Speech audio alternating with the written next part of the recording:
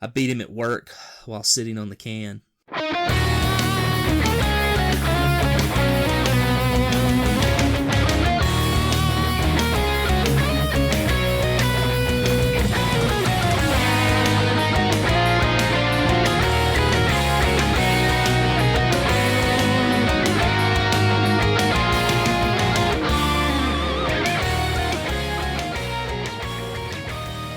Hello everyone and welcome to episode 25 of the RFGeneration PlayCast.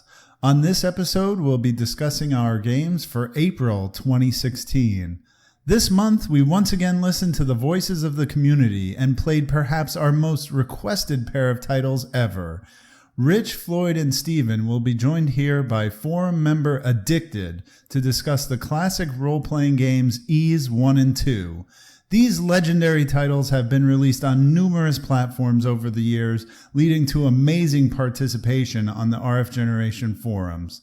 So, remember to join RFGeneration.com to play amazing games from all console generations with us every month. Follow us on Facebook and Twitter, and keep up with this podcast on Podbean and iTunes. Thank you as always for listening, and now, on with the PlayCast.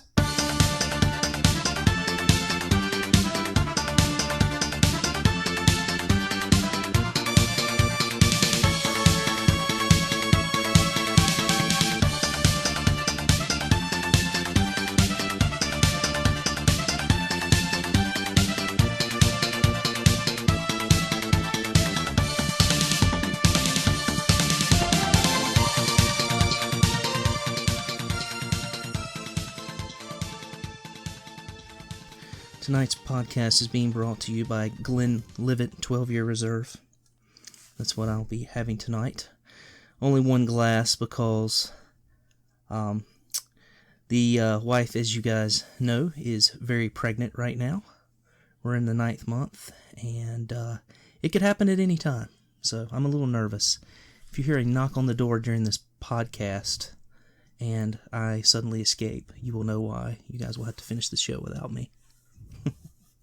You can take the microphone with you. We'll have live coverage. Live coverage in the room. Yeah, you can pull up Skype on your phone. We'll get it recorded. There you go. This is the sound of the epidural.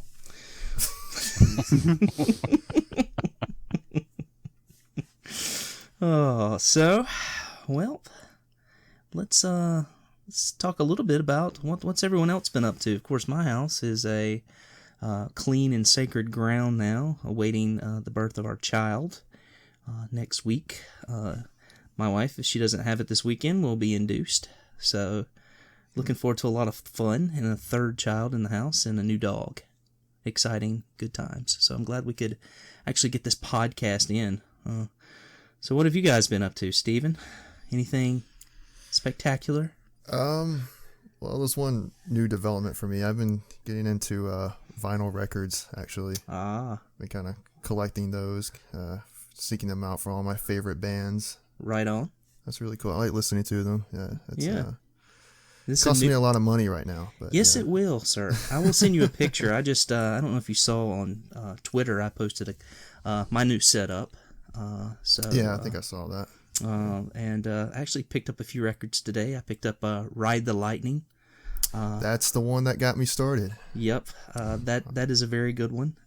And I picked up an electronic album. A guy named Tai Cho picked up his album Awake. It's really awesome.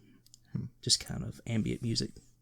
So, cool. Any good albums? What kind of setup do you have? You already got your turntable and you got your amp. And I have a turntable. Right now it's connected to my sound bar. Okay. Awesome. But yeah, I got a lot of old school metal stuff: Metallica, Megadeth, Iron Maiden, Judas Priest, Black Sabbath, Motorhead, all that stuff. Oh wow! You got a nice. Yeah, you're already off to a really good start. Absolutely, man. Yeah, I've got most of the Iron Maiden stuff, the early Iron Maiden stuff. The first two albums, and most of the albums with Bruce Dickinson. Mm-hmm. And the only album I'm still looking for, and it's really going to be tough to find, is Fear of the Dark. Because that was, sort of a later release, and people weren't releasing a lot of vinyl at that time. So it's as you've probably discovered, it's kind of funny. Like, new vinyl is super expensive.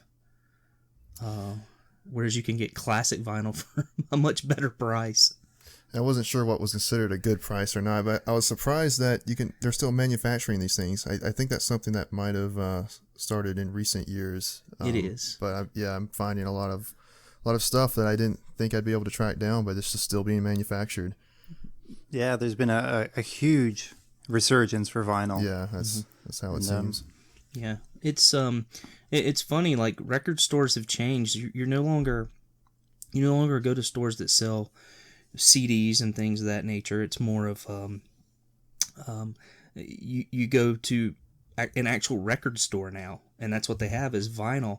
And they have some old vinyl, but the majority of their stock is new vinyl now, which is kind of flip-flopped. You used to be able to just find some old vinyl, if you go into thrift stores and stuff like that. But of course, like video games, everyone's looking for it, and people that are working in a lot of the thrift stores are grabbing it and that sort of thing. You don't really get many good finds, and what you do find is so scratched up. It's just not worth picking up a lot of times. But it's a great hobby. You and I'll have to talk and pick each other's brains sometime about our vinyl pickups. And I posted a couple pictures on Twitter of some stuff awesome. I got, so you can check that out. But I'm getting really into it. Like I said, I spent way too much money so far, so I'm trying to cut myself off. Yeah, it doesn't get any better, my friend. Doesn't get any better, my friend. I'm sure it's a fun hobby, but yes, it will drain your bank account. But the good thing about the new albums is that a lot of times they send you a code so you can actually get the MP3 too. So you'll have that for your car or what have you. Right. Yeah. So that's kind of nice. So it's albums probably average like $20 or $25 now. And then like some albums, like some of the remastered stuff, like the new the Weezer album, the Blue album, is like $45. Ridiculous. I'm like, I've seen prices pretty much anywhere from $15 to $50. So I don't really know what the difference is. Yeah, no idea. How about you, Floyd? Up to anything new recently? Any pickups or anything? No, everything's been pretty quiet around here. Yeah. Just playing a lot of E's. A lot of E's, yeah. Starting Bully. Oh, yeah. Other than that, yeah. Actually, yep, Starting Bully. I haven't started Bully yet. I've played it before, years and years ago when I first got my PS2, but I am very much looking forward to playing Bully. I have very fond memories of that game, and I'm sure those will definitely hold up, not being that long ago. I'm looking forward to it. I want to see how they do like the Grand Theft Auto formula in a high school. Yeah, I think you'll enjoy it. A little different, not as risque and lewd as many of the Grand Theft games. Not as violent, does have some violence, but, well, I'll save my opinions. It's a different game, so... Absolutely. But I think it still has sort of the same feeling, and uses some of the same names and towns and schools and stuff that are show up in the Grand Theft Auto game. So they do a nice job of kind of blending it, which is pretty cool.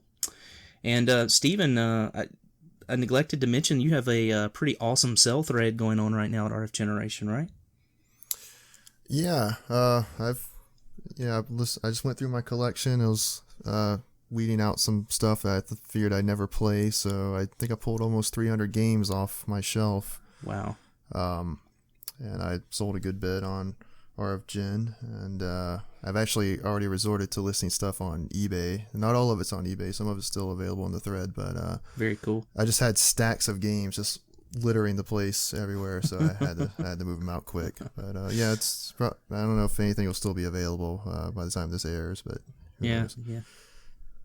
Yeah. Well, good luck in your sale. I got some great stuff from Steven. I picked up Gunbird 2, Gigawing, and Troubleshooter for Sega Genesis. So that's I'm pretty happy with those titles.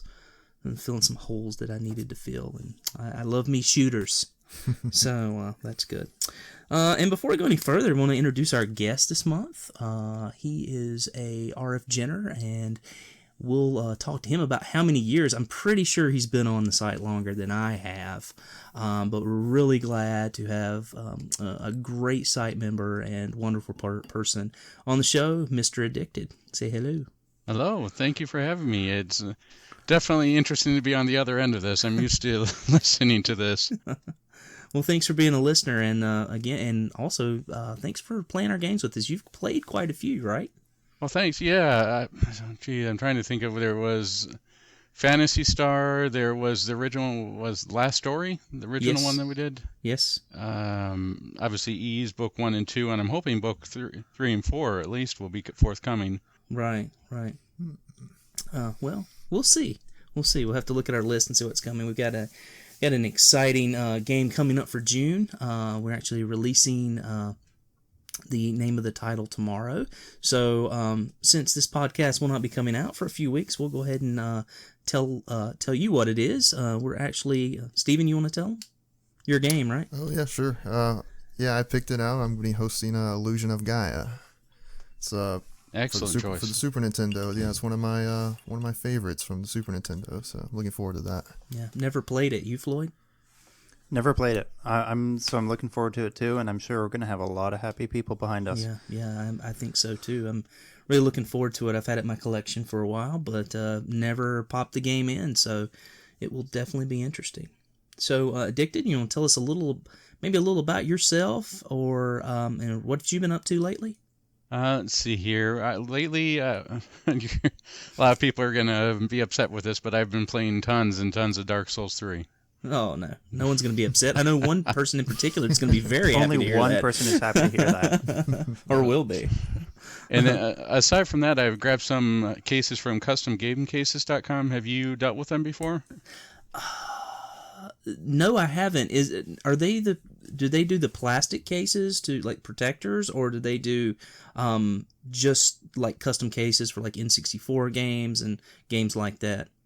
These are ones that they're similar in vein. Mm-hmm. That I'm trying to think of the actual name, but the name escapes me. The normal cases that you see for the cover project, these ones are custom made for NES games, so they have a spot for the manual, they have a spot for the game. It slips right in there, and they use really cool. Oh, cool. Pretty much the same artwork. I'm going to be doing a blog article on it. I'm really impressed with the quality of these so far. You don't even have to cut into the case. They stand up to my 2.5-year-olds. Oh. So they're well put together. Awesome. Well, that's awesome. I look forward to that article. You just posted an article recently on RFGeneration on your personal blog, right? Right. That was Tokens and Tankards that we went to, believe it or not, went drinking with my preacher and a couple of...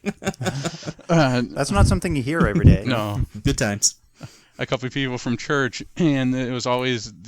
Got to meet the owner, who was very nice. His dream was to open up a place where people could sit and play board games, but they could also go ahead and play pinball, arcade machines, and as you saw, he has quite a good collection going. I responded. I guess you maybe saw that today. I don't know. You don't really get notifications on those blog posts, which I wish we did. But Floyd, Stephen, did you guys see his article on that?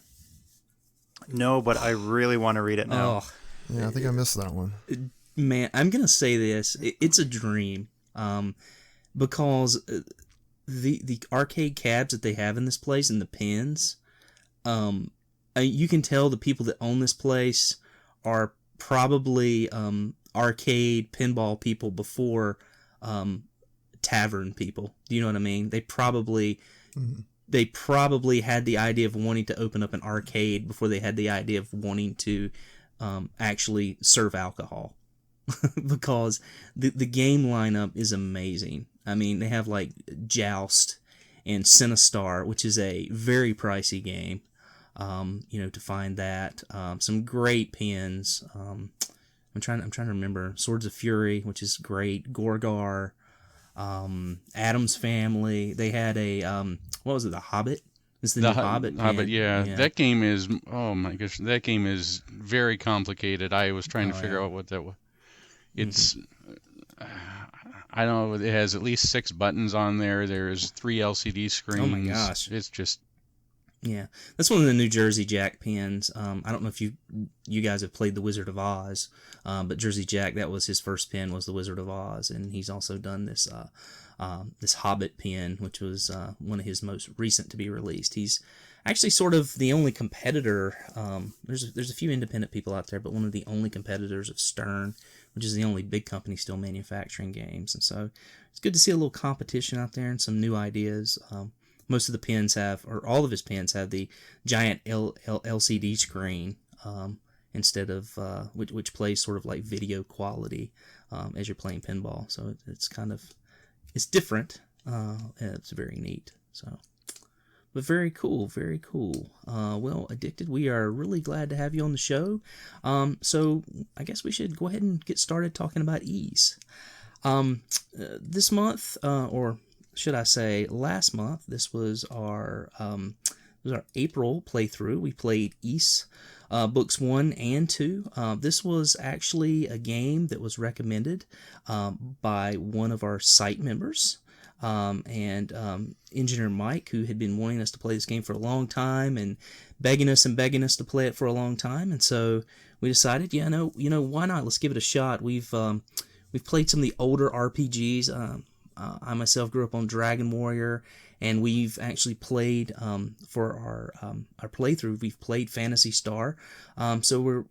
And most people have probably played the first Final Fantasy, so we're kind of looking at playing a game that sort of has a history, but is more of a game that probably not most people have played. So it was really interesting to get to do that. Just to kind of get into the history, Ys is it's a series of Japanese RPGs.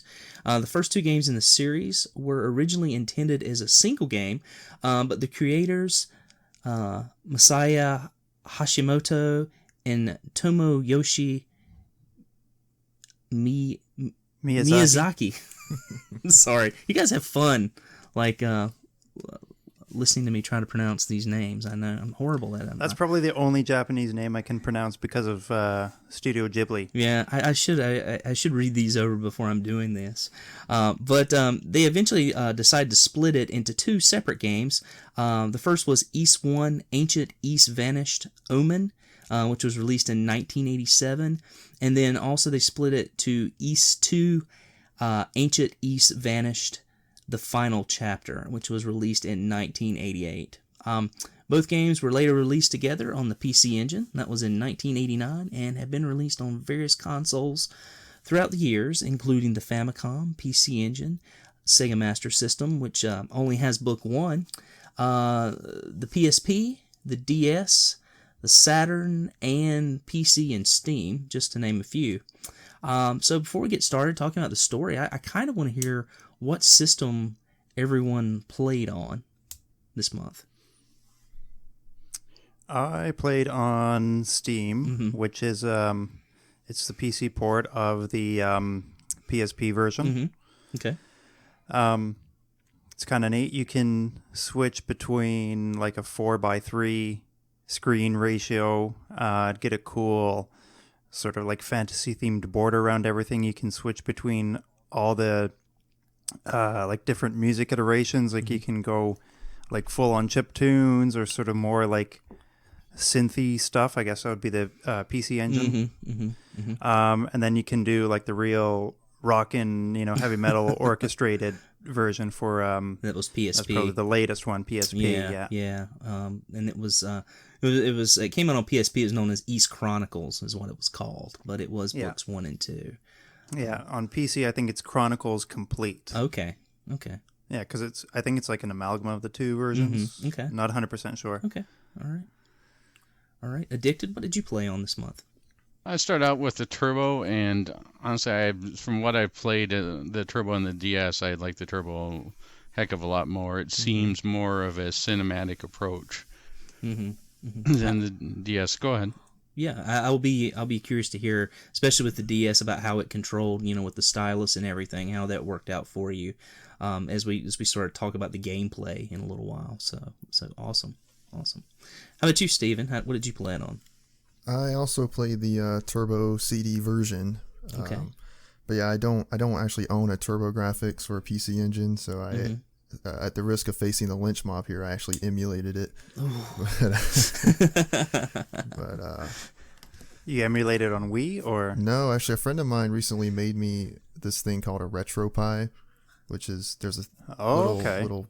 I'm not too sure about it, but it's the thing. It's this thing you can buy called the Raspberry Pi thing. Okay. And he basically made that into like a little emulator machine for me, so that's what I used to play it. But, hence the large game sale. Well, no, Yeah. no, I didn't. I didn't sell kid. games because I'm emulating them. But It's I'd basically like to play, a tiny computer. Yeah.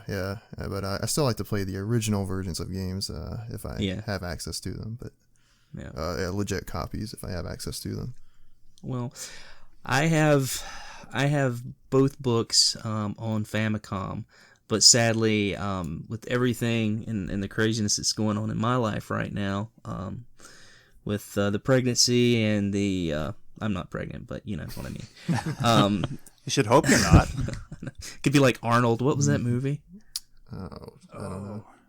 I can't I know what remember. you're talking It about. escapes me. No, I don't know. It'll pop up later, I'm sure.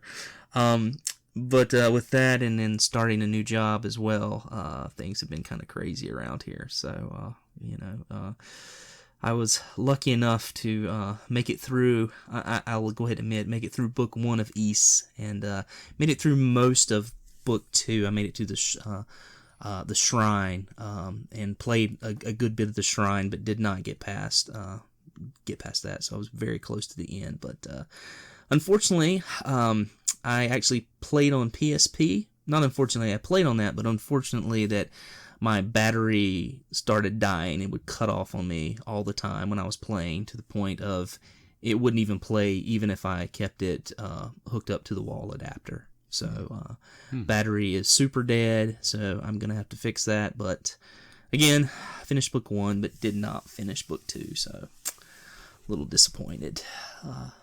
This was a game that I was really looking to finish and hoping to finish, but que sera, sera.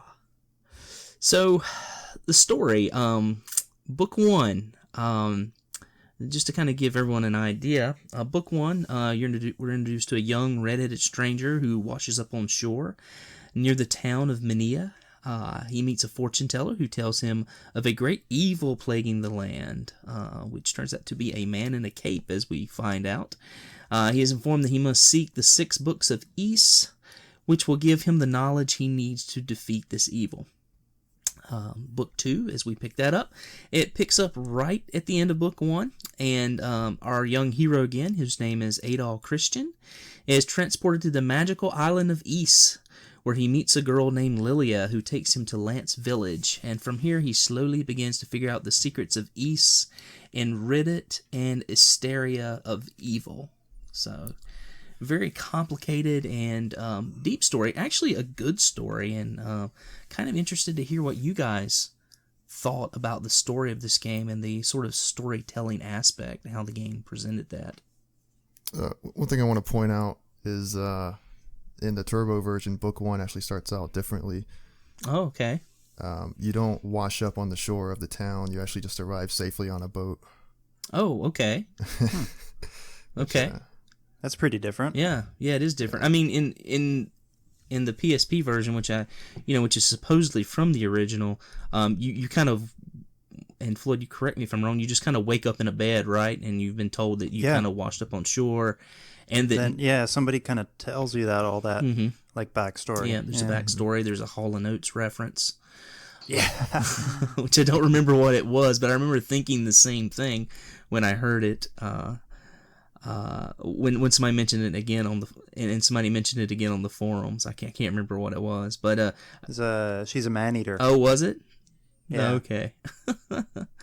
But you've arrived here and everyone's completely shocked to see you. A, it seems that they've never seen anyone with red hair, and B, you've made it through some wild and crazy storm that no one's been able to navigate and has therefore shut off all the trading to the town, correct? That's right. Yeah. Okay. Yep. Okay. Well, to get thanks, Stephen, for letting us know that sort of difference, and I'm sure like anytime during this podcast that because we've all played different versions, so if there's something that doesn't jive or something that's different in the version that any of you played, please speak up and let us know. Just interrupt us. I'm curious to what you guys thought about the story that was presented in this and how it sort of developed throughout the game. Anyone? Unfortunately, I don't don't really remember it that well. You finished it a while back, I know, right? Yeah, Several weeks I think ago. I actually finished it exactly a month ago. I finished it April 5th. Okay. But yeah, I remember liking it. I thought it was a good story, a very interesting story. But yeah, I just don't remember the details, honestly. I got you. How about you, Addicted? How did you feel about the story? Especially on the turbo version with the voices of Alan Oppenheimer, Jim Cummings, Michael Bell, Yeah. all those great voices just added to the fact that this was almost a movie or an odyssey, and you were being placed in the shoes of Adol, journeying out and going through a lot of. And I really like the fact that, at least in the turbo version as opposed to the DS version, the combat where you didn't have to press a button, you were bumping your way to win. And I think it's on Wikipedia. Someone mentioned that it was like they wanted to have a constant stream of action, so they designed something with the simplicity of popping a sheet full of bubble wrap. That's cool, and it is a different concept. And as we mentioned in the introduction to the playthrough, we always do sort of an introduction when we announce our new game. And this game has what's known as like a bump mechanic, where you're running into stuff. But I find that interesting. Did you say that the DS version does not have that bump mechanic? It's different. Yeah, in the DS version, you actually have to hit a button to swing your sword. Wow. That seems like it would totally take away from the game. I mean, that's sort of the big highlight of the game. It's sort of the main feature. It's like its defining characteristic. Yeah. Yeah. I agree. I don't know. I might have to try that. I'm intrigued. Yeah. I mean, because Floyd, you said something about what was your comment? You had made a comment. You and I were kind of going back and forth about this. Yeah, I guess I was sort of on the fence about the bump mechanic, because that is so like central to the gameplay. Like even to the point where to talk to people, you bump into them. Yeah. Which, and maybe this is because I'm coming from like a different like RPG upbringing. I think we all are, though, Floyd. to be that's honest, true. To be honest, yeah. But no, to me it felt like because I was just bumping into enemies to attack them and not engaging in anything, not having anything sort of like tactile,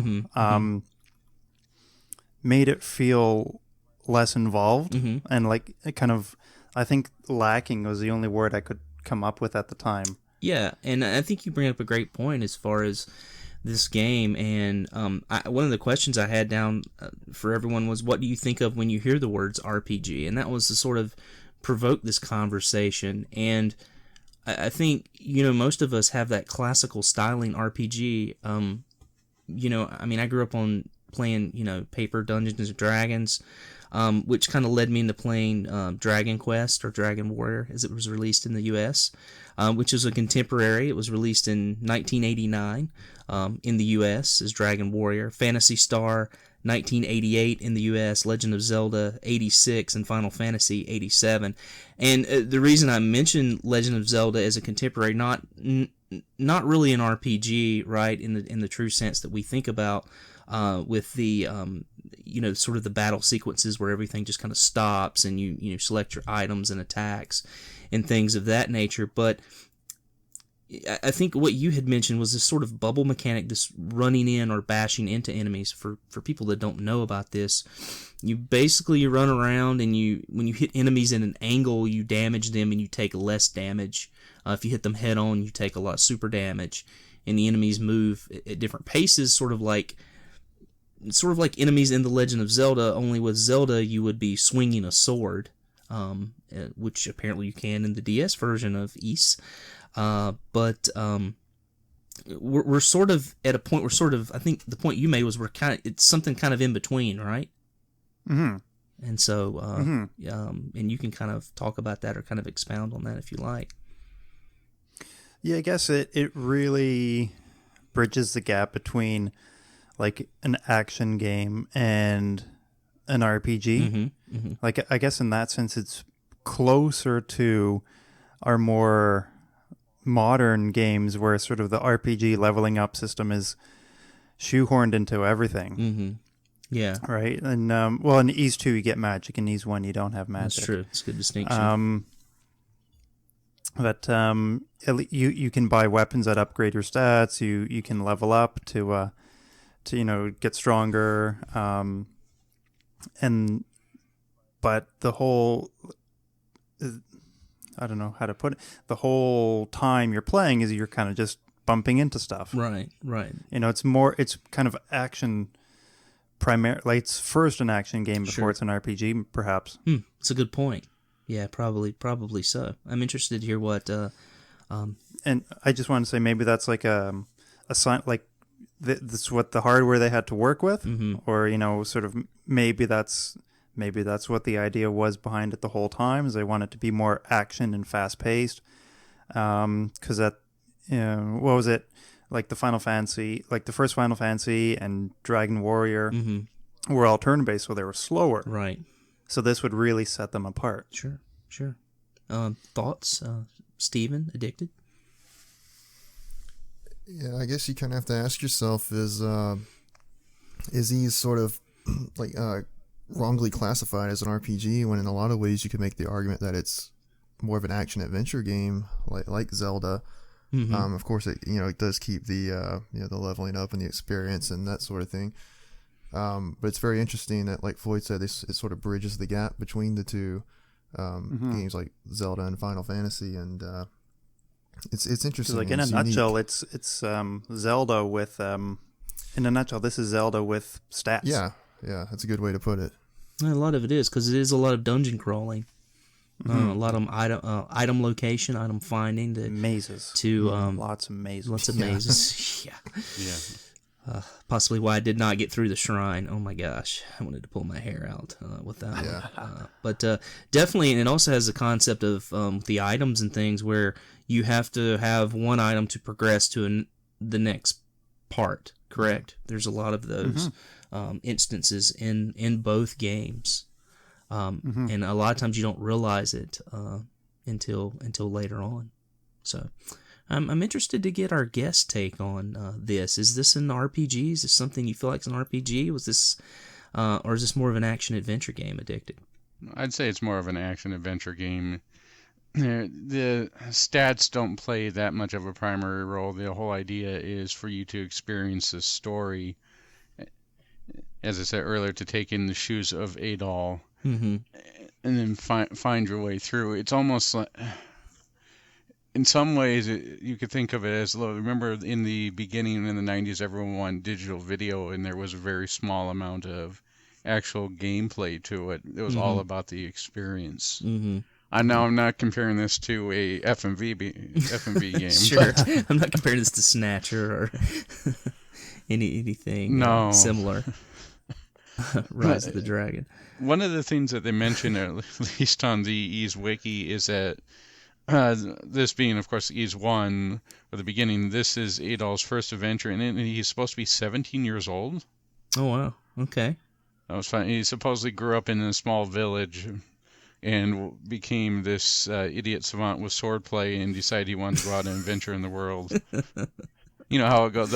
I think someone called him the right man at always the right place. Yeah. Well, I mean, he really didn't have to be an idiot savant in swordplay. He just had to be an idiot savant in bumping. Pretty much, right?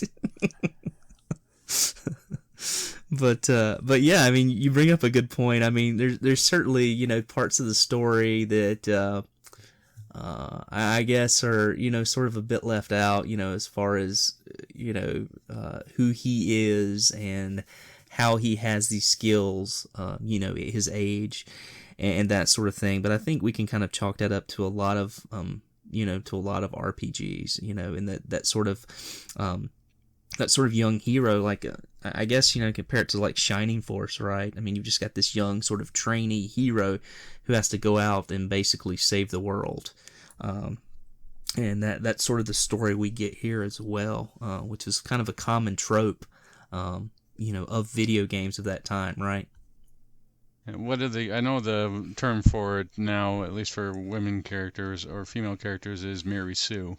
Oh, okay. But I'm trying to think of what it. I don't think it's it's Marty something, I believe. For Scorsese. Well, that would be a lot better, but no. Fly. The lowly soldier who suddenly becomes very powerful and thinking to defeat everything. I don't know. Maybe you could call it the Dragon Ball Z effect. Oh, that's great. So, I do want to get back to the story for a minute and just kind of want to share my thoughts on it, and we'll get back to the gameplay, but I thought it was sort of a natural progression to talk about that, so I didn't want to cut anyone off. I like the story of this game, and one of the things that I really enjoy about the story of the game is that you're not given a lot. It's very vague, and you sort of have to piece it together. Like with the blue-headed girls, as you're going through the game, you sort of just piece these things together. Nothing is really, you kind of get your fate from the fortune teller, but nothing's really specifically told. It seems that there is some sort of oracle about a redheaded stranger. Pardon the Willie Nelson term there, but sort of the pun. But there is sort of an oracle about your arrival and you changing the fate of these worlds. But I feel like in the gameplay, everything's not, or the story, not everything is directly spelled out, and it just it's kind of nice. There's no heavy dialogue or anything like that to tell you kind of what's going on, and you just kind of ease through the game, no pun intended, and sort of put everything together, right?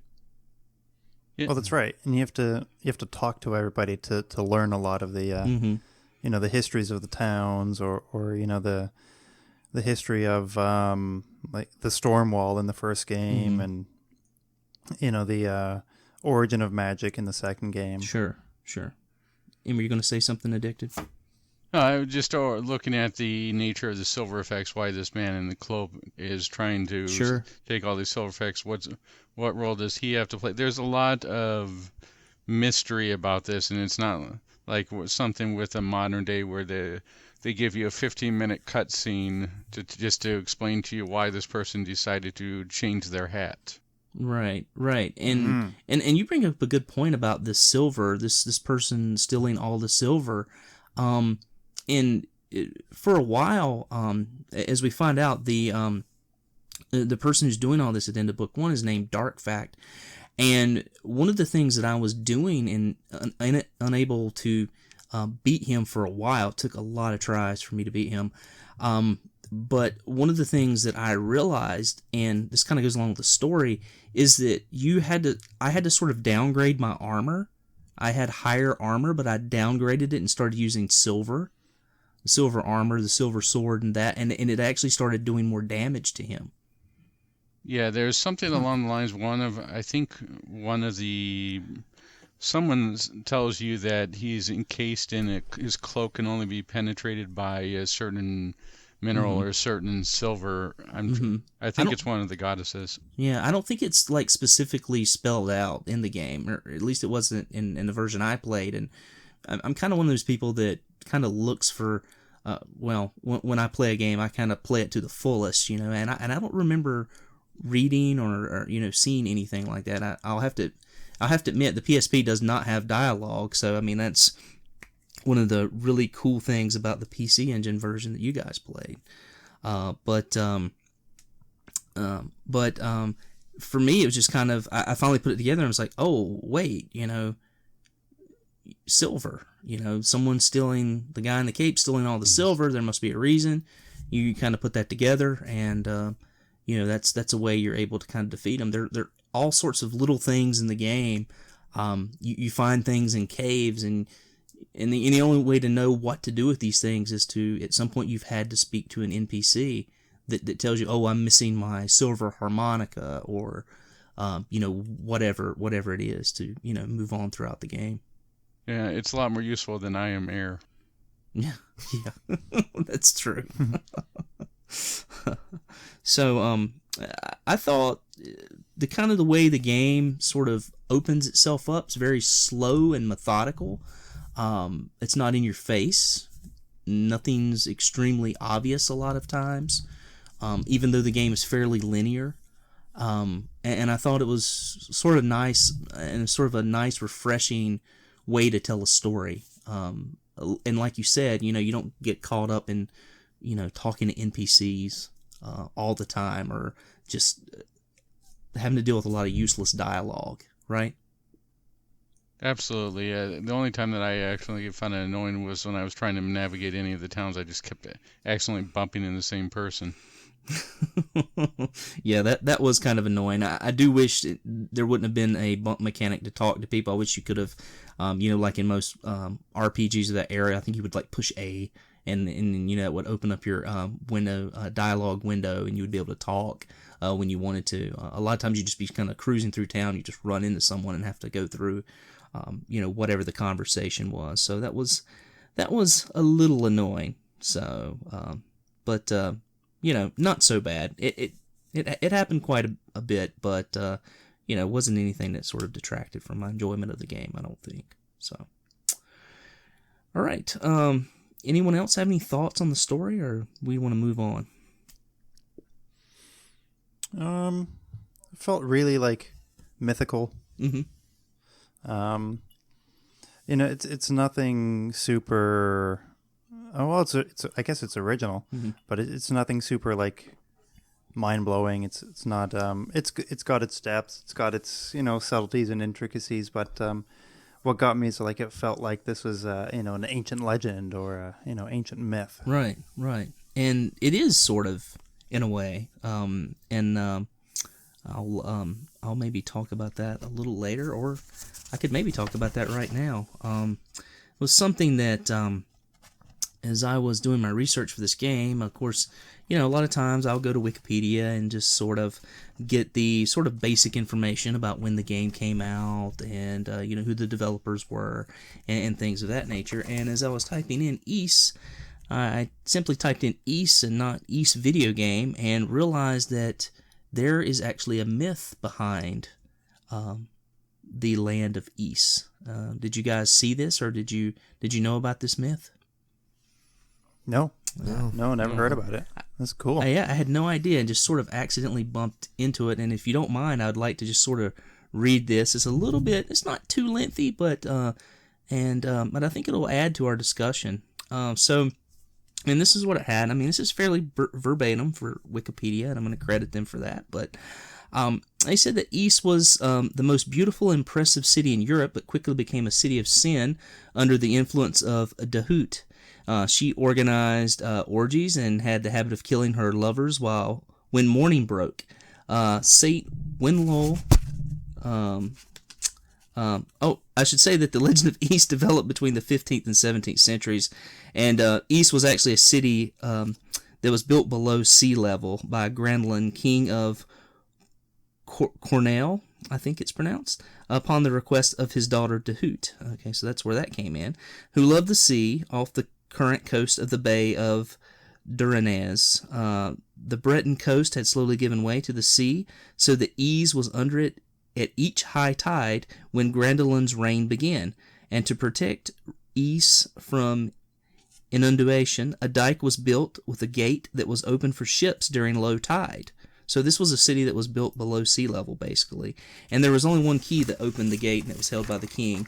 And as I mentioned, it was a beautiful city in Europe, and when Dahut, the king's daughter, started sort of running it, it kind of became under sin, and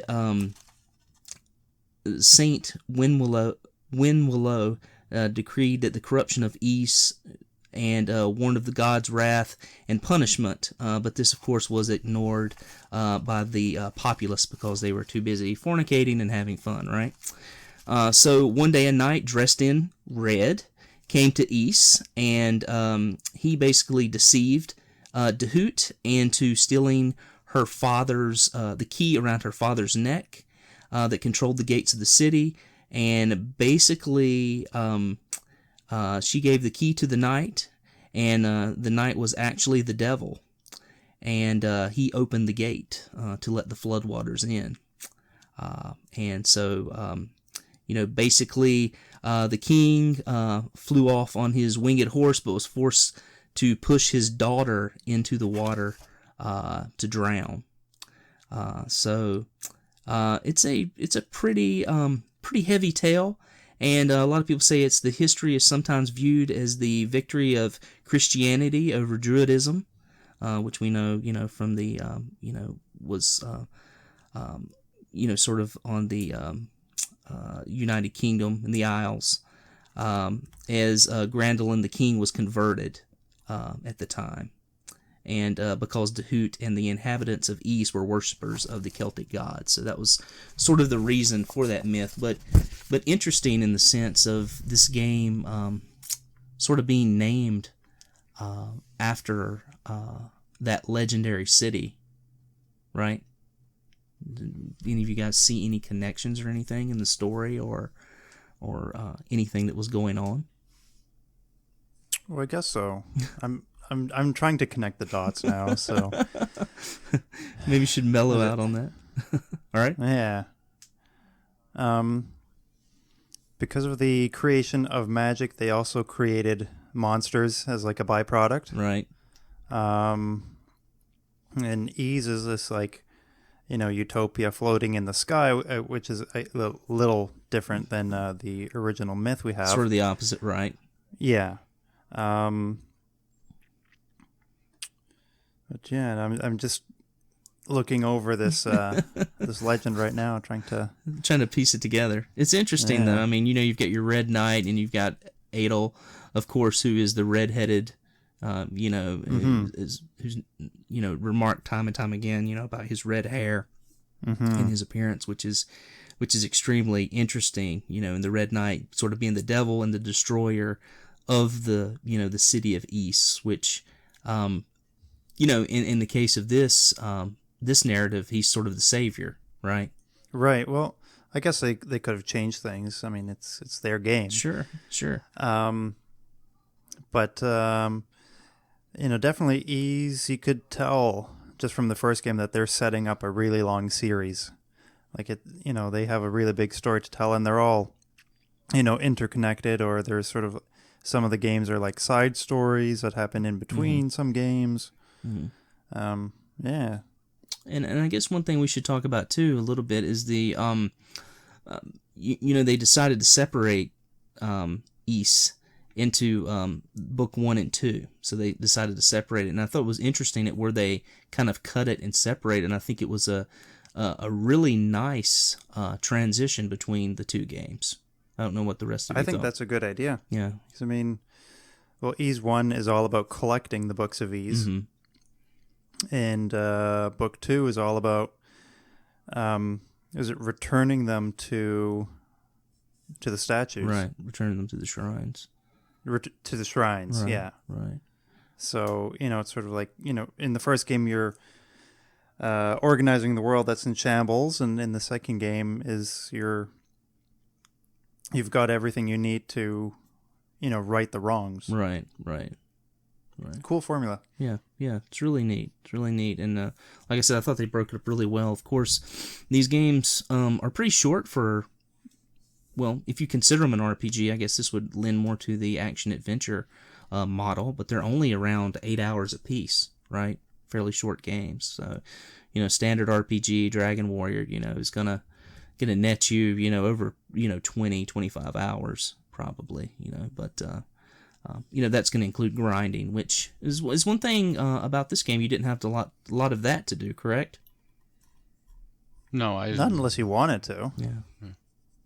Did any of you do any grinding, Steven? Yeah, a little bit. We didn't have to do it too often, but sometimes I would get to a boss fight and it would prove to be a little too difficult. So I'd have to grind a little bit. And one thing, grinding was kind of fun in this game, because what I would like to do is find like a narrow passageway, like a hallway, and just steamroll through the enemies, and just where they keep respawning over and over. It was really fun just to keep charging back and forth. I don't know if you guys use a similar method for leveling up. I did the same thing. Mm-hmm. And it's funny you should call it steamrolling through enemies, because that's what it really feels like. You know, it's a little bit mindless. Yeah.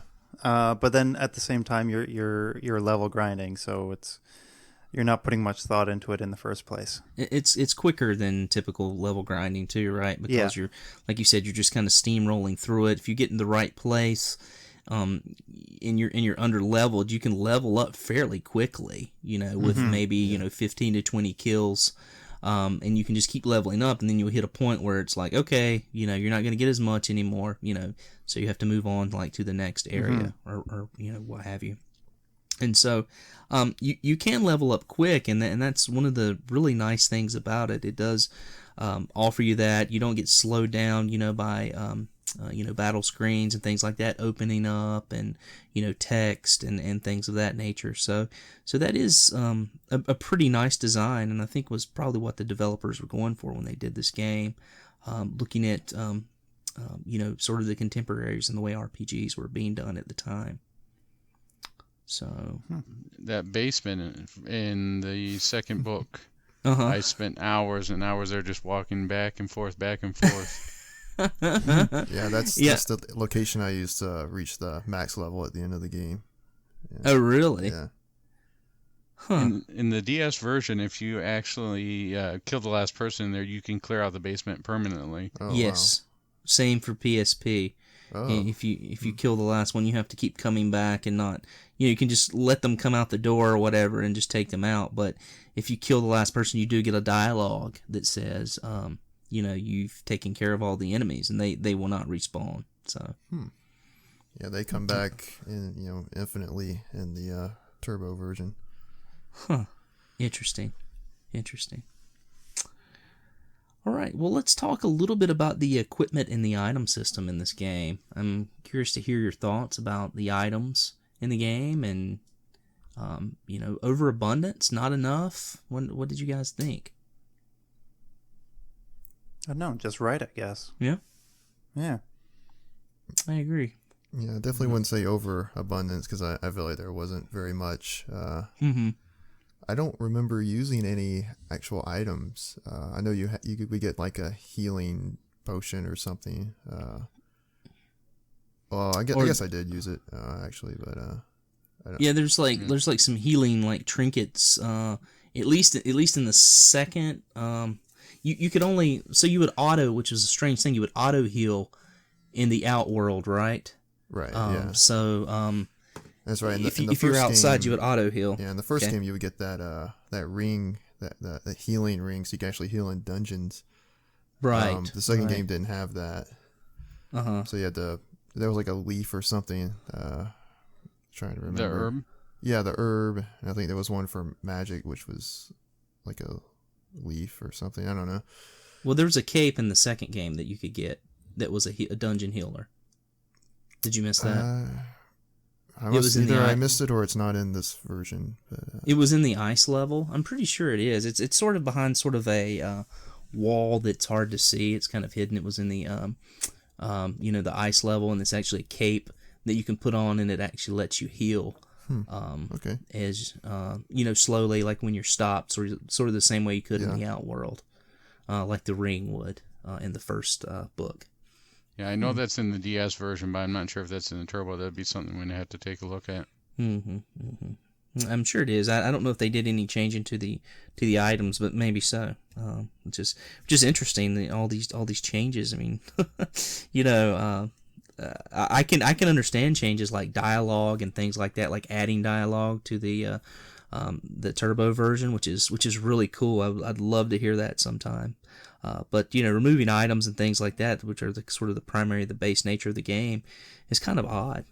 We also ran into this with leveling too, right? And there was some discussion on the forums about that. Yeah, didn't you guys say that the on the PSP on book 1 it maxes at 10? Yeah, I think so. I think it's around 10. So. Yeah. Yeah.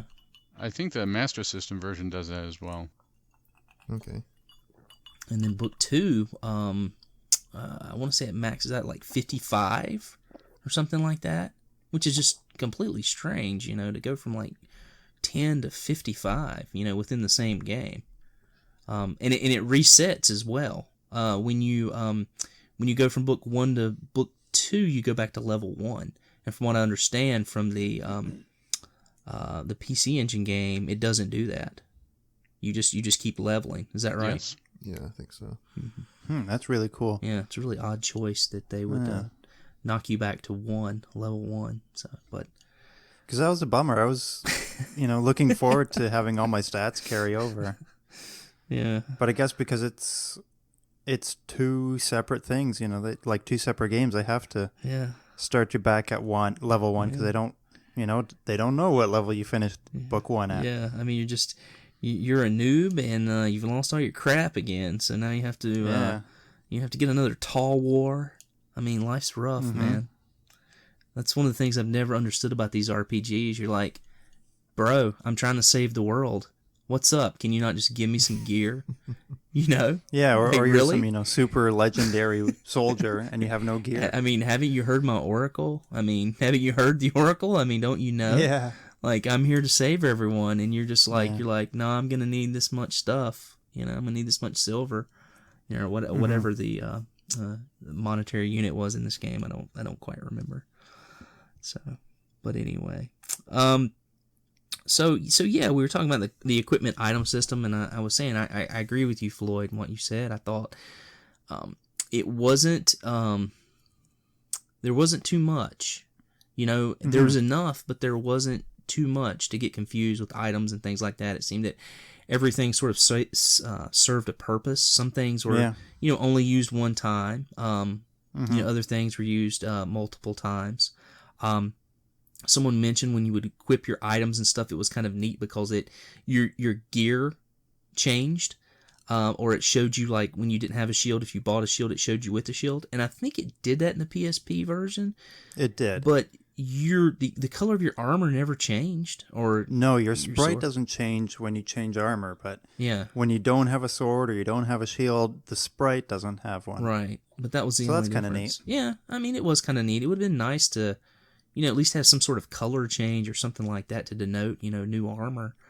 That would have been kind of nice. I don't know. Was there anything like that in the versions you guys played? I think it was just the sword and the shield. Being visually represented, but I don't think there were any color differences for armor or anything like that. Yeah, that would have been nice, but I mean, again, not really a deal breaker. As I mentioned, the game's really linear, limited world exploration, and backtracking. There's quite a bit of backtracking in this game. Not quite Metroidvania type backtracking, but wow.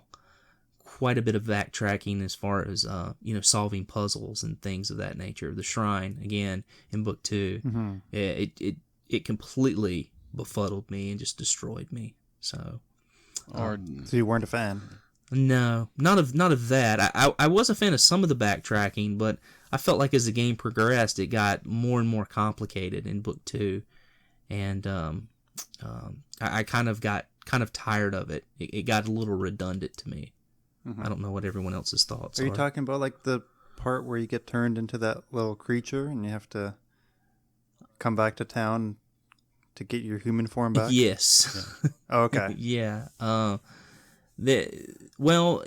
back to the town to get your human form back, but not just that, but just, I mean, that entire shrine was a bit of a maze. You go from one side to the other and then back and forth and back and forth, and you find somebody, you come back to town, and you go back to find something else. So, it became a little repetitive and redundant. But, just as comparison, like, book 2, like the ice portion of the game, where you had to do, like, a little bit of backtracking in the game to find stuff, like, the I think they were the stone shoes to, like, walk up the ramps and stuff like that.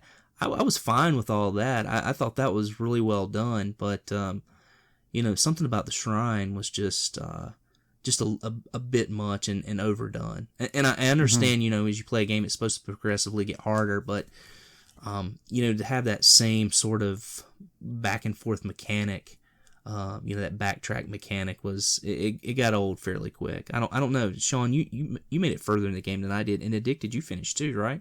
Yeah, I mean, did you have problems with Darm Tower, or did that also drive you nuts? No, I didn't. I didn't have any problems with Darm Tower. Even that place with the mirror portals. You were cool with that? Yeah, I was. It was a little aggravating, and but I kind of stuck with it, and sort of figured it out. I did have to get out a piece of paper and write down, okay, I went through this one, and this one, so I did have to figure it out. And there was a little backtracking where you had to go kind of backwards in the game to go talk to someone else and get it was like an amulet or something like that, and then go all the way back through the tower again and through the mirrors again. I mean, a little aggravating, but once I'd figured it out the first time, it wasn't too bad. So, but I'm curious as far as people that made it further than I did, what you guys kind of thought about the backtracking in this game. Yeah, that Solomon Shrine, the one where you got stuck at near the end, that was a big pain. Yeah. In fact, even GameSack in their review of the E-Series points that out. Oh, really? I've watched that review before. It's been a while, but I don't remember that. But yeah, I must have missed that part too because I watched it before I played. Oh, they referred to it as much more maze-like or maze-heavy yeah, in the first one, and I have to agree with that. Yeah, I do. I did think I definitely enjoyed book 1 more than I did book 2. But I'm curious. How about you, Steven? How did you feel about book 2? I liked it overall. I'm not sure if I liked it more than the book 1, but I do remember that shrine. I have to agree with it being a pain. It was very maze-like, and it was very big, and you had to keep backtracking all over it. And I would often forget where things were. Like if I might know where I needed to go, but I didn't know where that location was. So I just had to kind of randomly explore it over and over again, and until I just happened to find the right place. So that was kind of frustrating, but yeah, that was. Yeah, especially trying to find Keith Courage or Keith the transformed monster. Oh right, yeah. Near the end there. Yeah. Oh, I never made it that far, so I never got to figure out the mystery of Keith. I was like, I want to find out what happened with Keith. Who is this Keith guy? So I'm gonna have to watch a playthrough of that. And unfortunately, and probably why this was probably even more frustrating to me was because as I mentioned, my PSP, my battery died. And so I would play for like an hour or so, and then it would just automatically, my PSP would just shut off, and I would lose, any up to where I had saved. I tried to save as often as I could, but sometimes I would get in a, get my momentum going and forget. And so, having to deal with that several times on top of being in the shrine was just too much for me, and probably attributed to a lot of my frustration and anger, with that portion of the game. That's fair. So that's fair. If I was in that situation, I'd probably quit too. Yeah. But since you brought it up, what did you think of the save anywhere system? That's a good point. Yeah. Mm-hmm. Anyone? I loved it. Because I don't mind save points, but it's just so much nicer and so much more convenient if you can save wherever you want. Because if you got to put down the game for whatever reason, you just, pull up the menu, save. If you're making progress and you don't want to lose that progress, you just save. You don't have to backtrack to a save point or risk it trying to find the next one. That's true. It's kind of nice. I feel like I'm in a little bit different camp in that I'm a little, to put it mildly, I'm a little neurotic. And so, when I have the ability to save a lot, I save a lot. So, you're going to enter a room and save. Right. Go into a new room and save. Right. And then I start to worry, what happens if I save here and it's a bad place to save and I just keep dying and I get stuck? Because I only have one save file. So I have to make more than one save file. Oh, okay. That makes sense. So for someone like me, who's a bit off his rocker, to put it mildly, it kind of drives me nuts. I kind of prefer a game that has let's say like Eco, you know, like they're you can save in that game, and they're not, save points aren't too few and far between. It seems like they're ample, right. but they're not constant. Do you know what I mean? And so I kind of enjoy that. And I think, I want to say Super Mario RPG did a really good job with save points too. So you wouldn't have to backtrack so much, if I remember correctly. And I kind of prefer that method over kind of save any time. And I'm curious. No, I like your sort of reasoning behind it. Yeah. Especially with the eco comparison, because now I'm trying to remember that game, and all the save points were sort of in, slower, quieter moments. Sure. And yeah, that would have been really cool in a game like Ys. I'm wondering though, and just not knowing enough about the Famicom versions and not having a chance to play it, do any of you know if save points were constant as they are in these games, or is that just something that we got with PSP? And for instance, did you guys with your PC Engine plays, did you get to save constantly?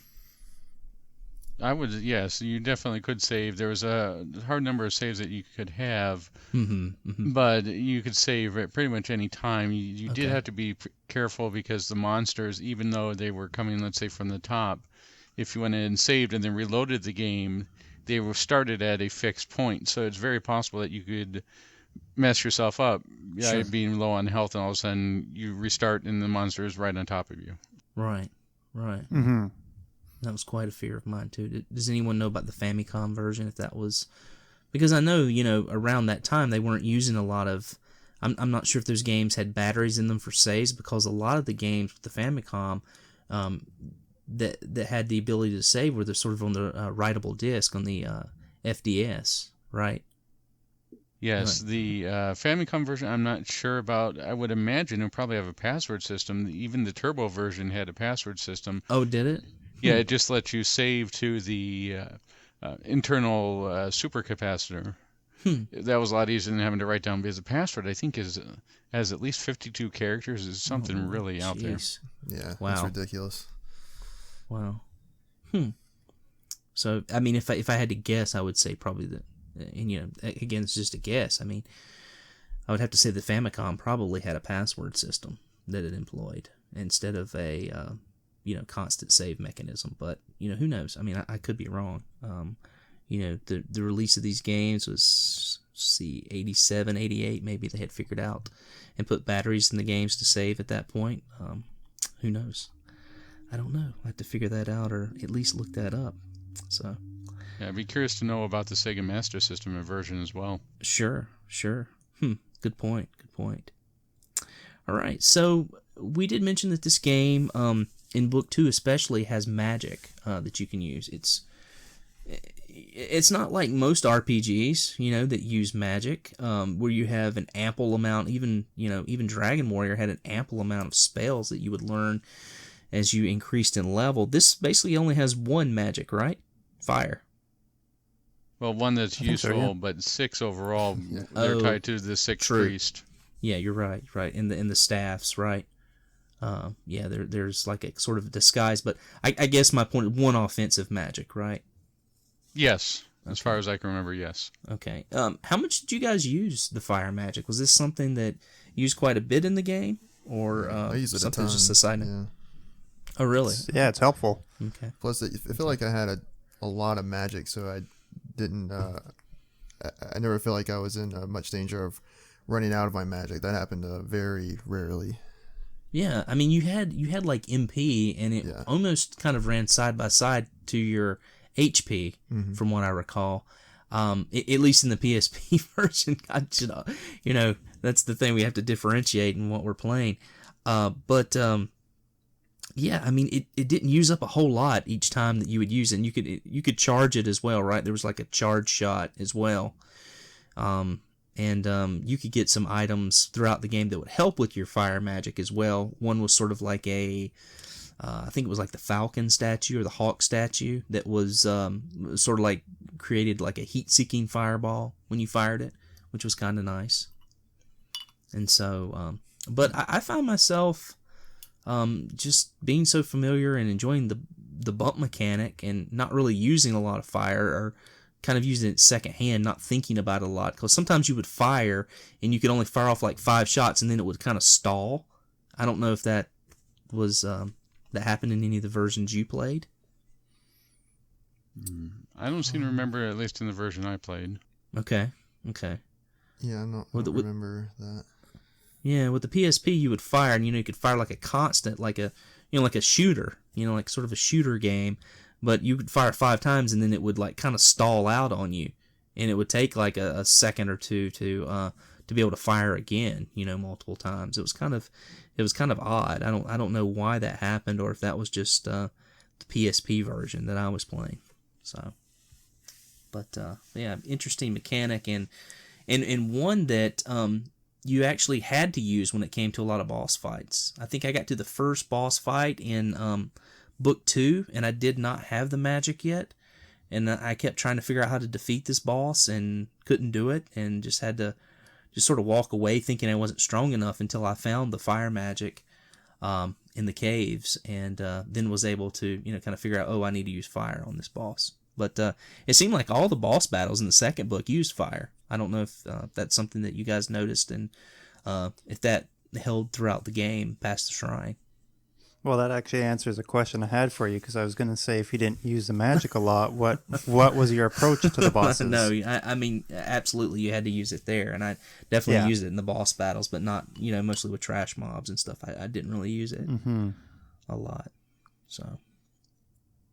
Yeah, on the PSP, sorry, not PSP, on the DS version, it's a lot easier. Instead of just swinging your sword, just attack from distance using the fire. Mm-hmm.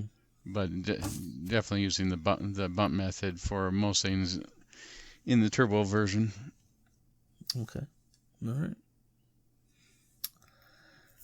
So we'll move on, and we'll talk about, we mentioned the boss battles. Were there any boss battles that you particularly enjoyed or detested in either game? Steven? I'm having a hard time remembering. They kind of like the a lot of them do kind of run together, because there's you're like a using kind similar of the same strategy method. for most of them. But I would say the one that stands out to me is probably the final boss fight, and I think it stands out to me as being my least favorite, or among my least favorites at least. In the second book, right. Correct? The final boss fight, because it's kind of cheap. Okay. Like I know you. I don't know if you watched the video, but I know you as you've said, you didn't make it that far. No, I didn't watch the video. But yeah, there's just this constant barrage of these orb things raining down on you, and they're almost impossible to avoid. And the boss, he's teleporting everywhere, so he'll be on one side of the room, you'll move over to try to attack him, and he teleports to the other side, and it's Is it a pattern fight that you have to memorize, or is it just random? It's random. As far as I can tell, but I'm pretty sure it is random. Yeah. That was one time where I actually ended up using the shield magic in order to help me get through that. I did the same thing. Okay. All right. How about you, Addicted? Any fights that were maybe your favorite or least favorite? It took a while for me to get past the Pokemon or whatever that one looked like a praying mantis or a little bit of that in Darm Tower. Yes. Oh, right. That one was annoying. I'm sure that I should at least mention Dudley and his mention of the vampire. Yeah. That was an interesting fight. Yeah. That was tough. That was one of the ones that I had a tougher time with, the vampire that splits into all the bats, and learning how to draw the bats and get them to kind of form up again and then run around the room, and the vampire having a kind of a you kind of had to attack him from the bottom too. I mean, you could not attack him from the top, so if he hit the bottom of the room, you kind of wasted an attack, and you had to be really quick too. So in that regard, it was kind of tough, because you not only had to be quick to hit him, but you had to be quick enough to hit him and then run away before the bats formed. So that fight took me a while. That was a little aggravating, but kind of an interesting and fun fight. My least favorite of all the fights that I got to was probably Dark Fact, and that was a very, very difficult battle for me. And I mentioned this on the forums, and a lot of people said, "Really? You really had that much trouble with that?" And they're like, I didn't have that much trouble with it, but I did. I don't know. Maybe it's the PSP version I was playing. Didn't I think Metal Fro was saying he had a lot of trouble with that as well, and he was. He playing did. on He played the same PSP. version. Yeah, I think, and I know I told you I found it very easy playing on the Turbo, and I think Duke said he found it very easy as well. Yeah. So yeah, I guess it's just the difference in the versions. He's a lot easier on the Turbo version for some reason. Yeah, I mean, because I feel like I'm a pretty good gamer. I mean, played a lot of these games we play, and I beat a lot of these games we play, but it took me over 50 times to beat that guy. I mean, at first it was because I wasn't using, silver. I wasn't wearing silver armor and silver sword. But when I figured that out, the damage, started piling up a little bit better, but still had a difficult time. Because I'd get myself stuck in corners sometimes where he shoots the floor out and that sort of thing, which was a real pain. And just kind of stuck in a square of like 4 and hoping that he would fly by me before, I would lose the rest of my hit points. And so, finally beat him. Interesting story there. I beat him at work while sitting on the can. So, I hope when no one was in the women's stall, that was just through the wall, because they would have heard me screaming in elation in the bathroom. I'm just glad you weren't streaming that one. Yeah, me too. I think everyone else is glad as well. So, but definitely remember. I'll never. Most people will never forget where they were when Kennedy was assassinated. I will never forget where I was when I beat Book 1 of Ys. So. People are probably thinking, man, this guy's really proud of himself. And I am. Rich gets things done. For a different reason. That's right. I get stuff done. But that was the nice thing about being able to play it on the go. I did get to play this at work quite a bit, which was nice until my battery started failing. So sad. Like I said, play it on the go. Right, sure. No pun intended. Or completely intended. Well, let's go ahead and move on and talk a little bit about the music in the game. There was some talk on the forums about the music, and I thought it was rather interesting. The different versions, of course. I did play the PSP, but I did at work. I can wear headphones as I'm working and listen to music, and so I did listen to the Famicom tracks and the PC Engine tracks. So I did get sort of a variation. So I'm curious what you guys thought about the music in the versions you played, and if you actually maybe listened to the music in any of the others, just as a comparison. I have to say that I prefer the Turbo version. With the exception of Darm Tower, because I've heard that at least 35 times, looped over and over. It was really well done, and I liked it. The DS version, it's one of those things where once I heard the Turbo version, not as good for me, but I'd say it's personal preference. Tell us a little about the DS version, since you were the only one that seemed to have played that one. I'm kind of curious of what it was like and how it sort of differed from the PC Engine. It's from what I can remember from memory, it was a lot more guitar riff heavy and a lot. It was the beginning of Ys in the Turbo version starts out with a very nice very loud orchestral score, where this one is just more of someone wailing on their guitar as hard as they could. I actually have the soundtrack on there. I'll see if I can find some way to distribute that, so maybe easier too. Well, and I played the PSP version, and Floyd, you probably had a similar experience playing Chronicles, but the version I play had the really like wailing, riffing guitar sounds on it. So, wasn't a big fan of that. Listened to the PC Engine, really liked that a lot. Thought that sounded wonderful. And then I listened to the Famicom version, and I think the Famicom version was sort of what I really took to the most. And it's probably just being, for me, just from the perspective of of being an older gamer and having such a history with games like Dragon Warrior, that sort of that 8-bit sound that I really like.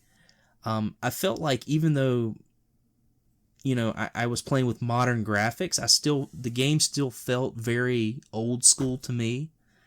In the presentation and the way it was played and the mechanics and everything. So I felt like that really modernized music with the guitar riffing and everything, to me, it just didn't fit.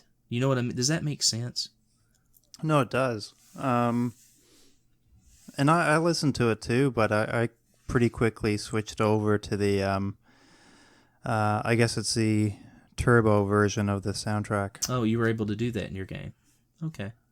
Yeah. I might have had that option. I really didn't seek it out, so I don't know, but perhaps that option was available to me as well.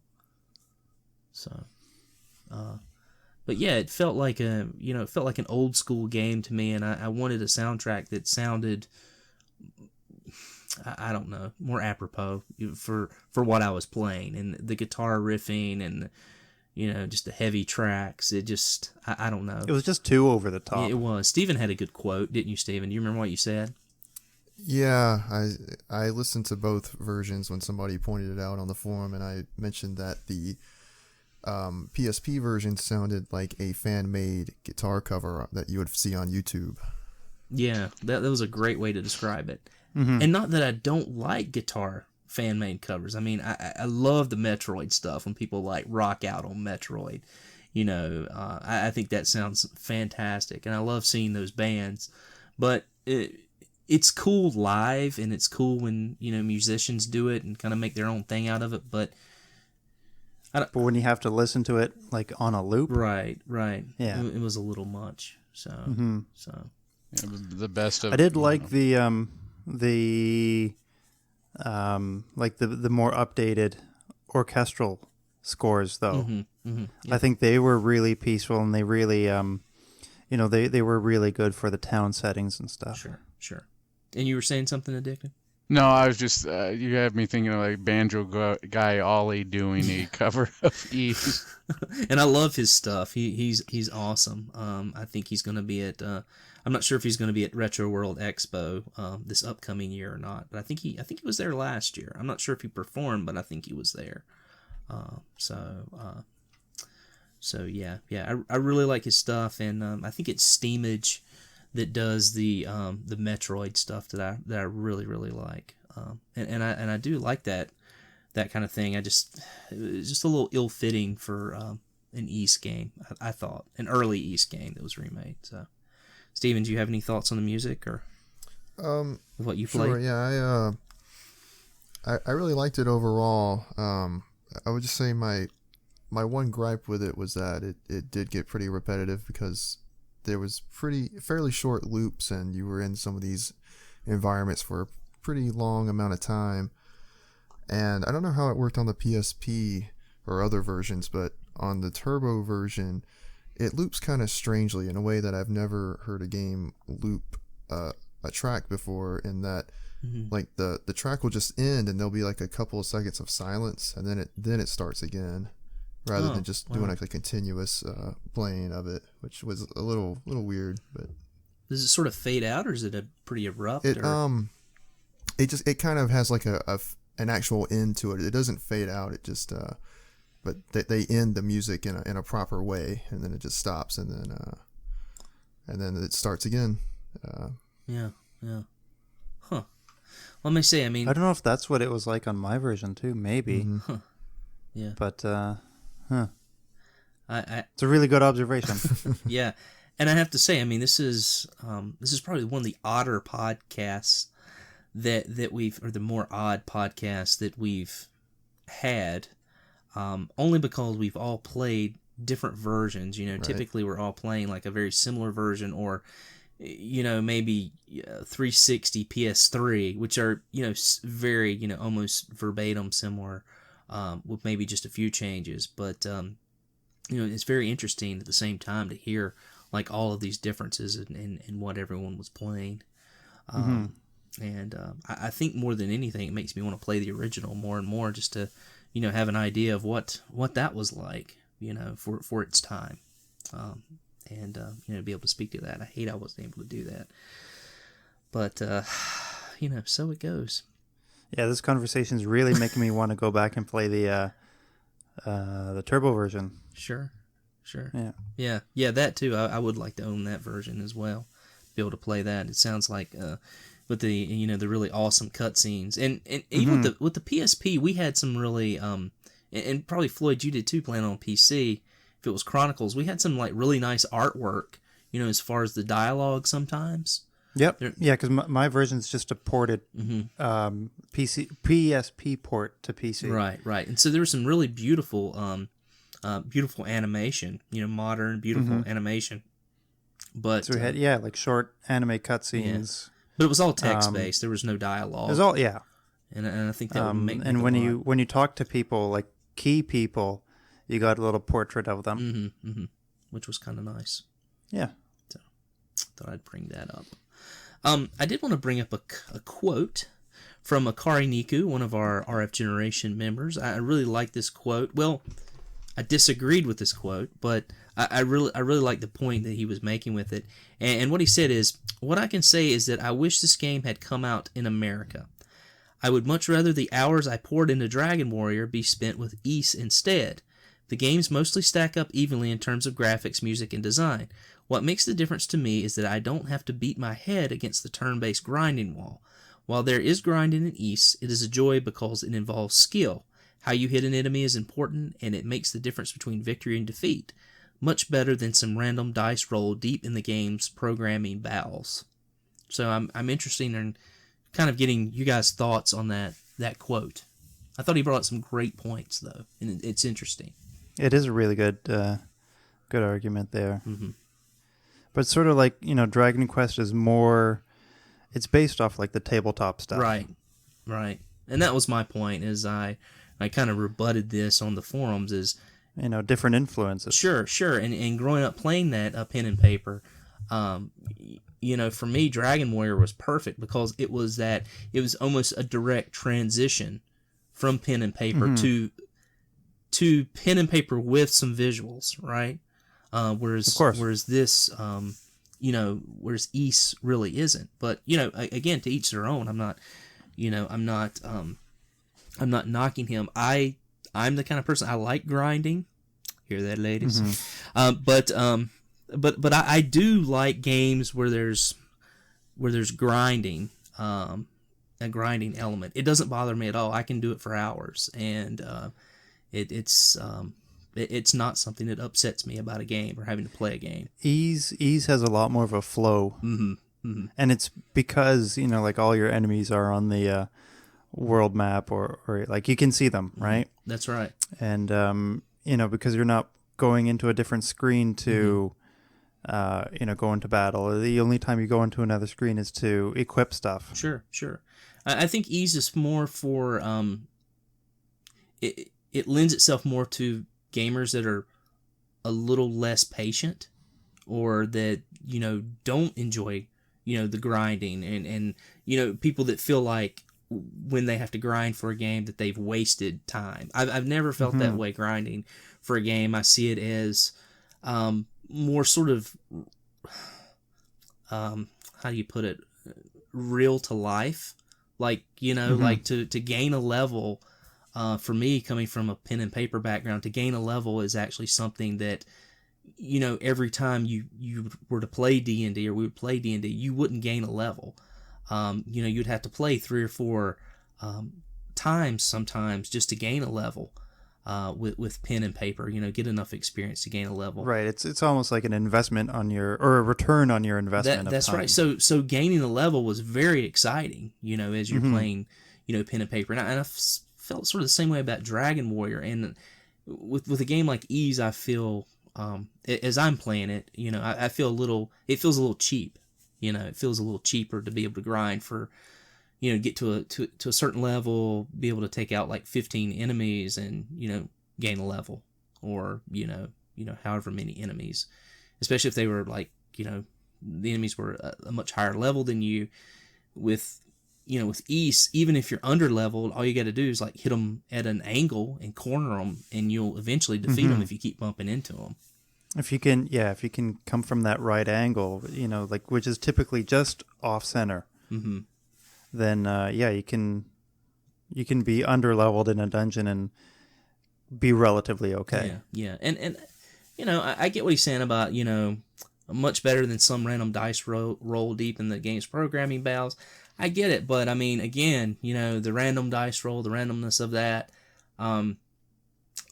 that's sort of part of that pen and paper experience, and something that I like, and it's just the chance you take, right, as you play. And so there's, as in real life, it's not a constant, a battle is not a constant. It's something that's, has a certain percentage to do a certain amount of damage, but, every once in a while there's a miss, or every once in a while there's, less damage that's given. So I don't know. I've always kind of liked that aspect of gaming, and perhaps that's just I like me. the turn-based aspect because you have to strategize too. Sure.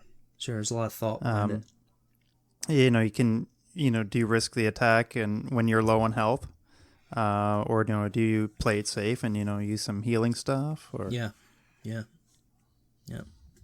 So anyway, thoughts? But I think what Hikaru was saying is that ease is really streamlined. Sure. Yeah. Sure. I mean, I think it's that type of game that you can.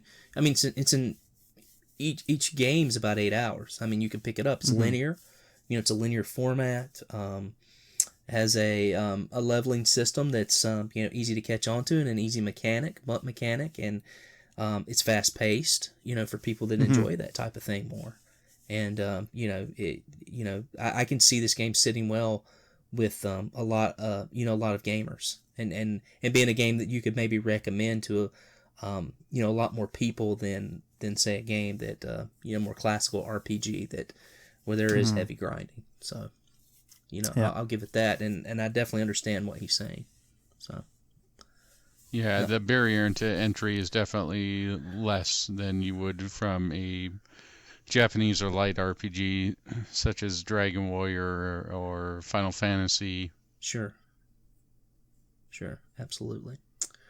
So I just wanted to kind of open it up here at the end, just to any just sort of open forum as far as, is there anything that you guys want to talk about? Do you have any gripes or praises about the game, things that we didn't mention? Well, I got my gripe out there pretty early, I guess, which is the even though it's well done and it really streamlines the whole game, but it wasn't too big on the bump mechanic. Yeah, Floyd says, "Let that boy swing a sword." Yeah. How about you, Steven? Any gripes or praises for this game that you have? One thing that I really enjoyed about it was I felt like every time I gained a level or every time I gained a new piece of equipment, it really seemed to make a pretty significant difference. Whereas as opposed to a game like Final Fantasy, where if you just gain one level, it doesn't really seem to do too much by itself, and so it made every level just felt like a big deal, and every time I found a new piece of equipment, it felt like a big deal. And I just found that really cool. So it's something I feel like I get with a lot of these type of games. That's a good point. All right. And to our guest, Addicted, any thoughts, final thoughts, praises, gripes? Despite its flaws, I really enjoyed playing through Ys Book 1 and 2, whether it's on the DS or whether it's on the Turbo. One of the things that I'm looking forward to, though, is trying Ys 3 and Ys 4. I mean, how many versions of even Ys 5, how many versions of those games are there? That's true. There's a lot. I mean, what have they gone up to now? Is there like an Ys 8 or 9 or... I can't remember. Ys 7 as far as I know. 7 was PSP, so 8 is PS4. Okay. Yeah, they've definitely continued this series. I don't know enough about it to speak about if if it's the same character, descendants of that character, or what. But I haven't looked into it. I do know that, and I think you were speaking about before the call, that Ys 3 is more of a game similar to like Zelda 2, right? Yes, Ys 3 is a side scroller, similar to Zelda 2. In fact, just to pull up on the wiki real quick here, the Ys, let's see here, Ys book 1 and 2, 8 all supposed to be 17. And then Memories of Celcedia, I'm trying to remember if that was, that's not Ys, oh Jesus, timeline jumps all over the place. You're trying to go, Ys 3, the remake of Ys 3 is Oath in Felghana. Yep, thank you. And he's supposed to be 19. Then Ys 5, he's supposed to be 20. That's the Super Famicom one. Ys 8, he's supposed to be 21, which is a PS4 one. And Ys 6 and 7, which is the Arc of Naphatism, I believe. And Ys 7, he's 23. So it jumps around a lot. Wow. I'm still looking forward to trying 3 and 4 if anyone's up for doing that together. How has he stayed so young after all these years? I must know his secret. I want to see the evolution of the series too. Yeah. It would be nice. Maybe we can maybe put together a small group of people who are willing to maybe take that dive on the forums. That would be kind of nice. But I don't want to get too far, and I usually do this at the beginning of the podcast, but I want to mention who our participants were this month. Of course, the four of us, Bomba Tamba, Crabmaster 2000 actually played the game. I don't think he enjoyed it very much. Dougly 007 played, Duke Togo played, and Duke played on PC Engine. Ikari Niku, who I mentioned, Metal Fro, who we've mentioned, played the game, Neo Magic Warrior. I've got Shaggy on here, not sure if he played or not. I'm not sure if he found a operable system this month once again. Sir Psycho played, The Gru played. He is the guy who created our app at RFGeneration. If you haven't checked this out and you're not a member of RFGeneration, please, if you have an Android device, even if you're not a member of the site, well, I guess you have to be a member of the site because you have to set up your database and log your games. But our collecting app is really awesome. Do any of you guys use that? All the time. I love it. I love it. So great. And then the other person that played was Untrod Tripod, who's been playing all of our games lately. Really nice to have him along and get his thoughts on the games. We actually had 16 total play the game this month, and that's up from 13 from Life is Strange. So it's been a great year so far for playthroughs, and been really enjoying and getting a lot of participation. So I'll quickly mention, since Sean is not with us this podcast, next month, or which would be this month currently in May, which just started, we are playing Bully, which is available on several systems. It's a game developed by Rockstar, where you play as a kid who is basically been sent around to this new school. He's the new kid on the block, and there is a bully problem at the academy, and it is your duty to right all the wrongs that are going on, and plays like your typical Rockstar game, like your GTA games, but a little bit less violent and softer side of Rockstar, where you sort of become the hero or anti-hero as you choose to be in this game. So really looking forward to that. It's going to be a fun month, exciting month. Maybe I'll have some late nights that I can stay up and play with the new baby, so try to knock that out. So cool. Anything else, guys? Thank you again for having me. Absolutely. Thanks for joining us, Addicted. We really appreciate it.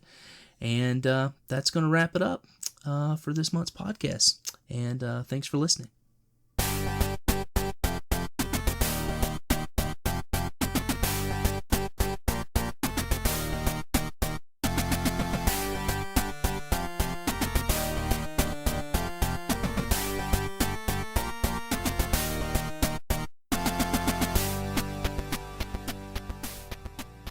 And thus wraps up another PlayCast. Well, that was easy. A big thank you to everyone who joined the playthrough, and a special thanks to Addicted for joining the show this month.